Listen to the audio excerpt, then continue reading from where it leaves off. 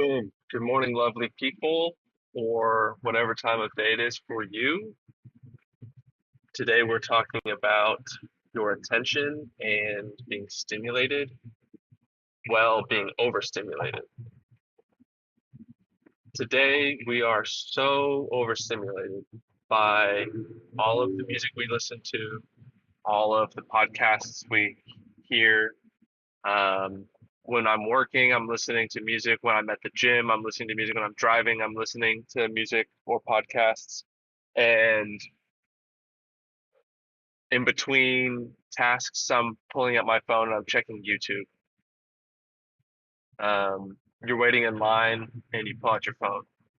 We're not connecting with the people around us. When was the last time you didn't listen to music when you were at the gym? Or the last time that you just drove in silence? We can do these things. We just choose not to because it's more enjoyable when we have some sort of stimulation. But let me suggest to you that it's important to not always be stimulated.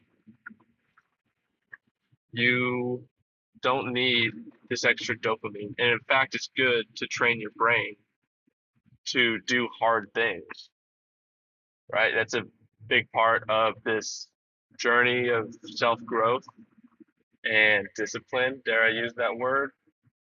You see, discipline is sort of interesting because it implies controlling yourself. And that's true. Like, you don't want to just allow yourself to do whatever you feel like doing whenever you feel like it. But in the most holistic sense, we don't need to be repressing any part of ourselves. And discipline sort of implies repression. And so we want to avoid repressing things. And Ra talks about, hey, if you really have like an urge to do something, it's better to do it in your imagination rather than do it like physically. But yeah, don't repress things. That's why priests do really bad things because they repress their sexuality, which is an otherwise healthy sexuality, but they're repressing it and then they do terrible things to young boys. So like, and when you repress things, that energy still has to find an outlet because you're just shoving it down under the blankets and you're trying to bury it, but it's not disappearing. The ultimate thing that you want to do is transmute it. So when you go into the silence, when you stop being overstimulated by music, podcasts, books, etc., videos, like put it all down and just choose to do something the hard way. Choose to commute to work with no music. Choose to work out with no music. Choose to do your wind down, eat your meal or snack before bed with no YouTube, with no videos. So do that. Spend time with friends. That's a good way of like still being stimulated, but more wholesome.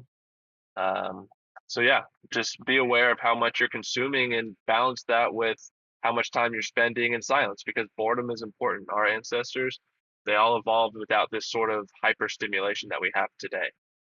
So it's pretty unique. It's great. The information's incredible. We have access to so much more information at our fingertips. I love it. It allows us to not be stuck in any religious paradigm and be able to come to our own conclusions on things. But I think it's detrimental if you never take any time to pause and reflect. So with that, I'll let you go. Thanks for watching, and I'll see you in the next video. Peace.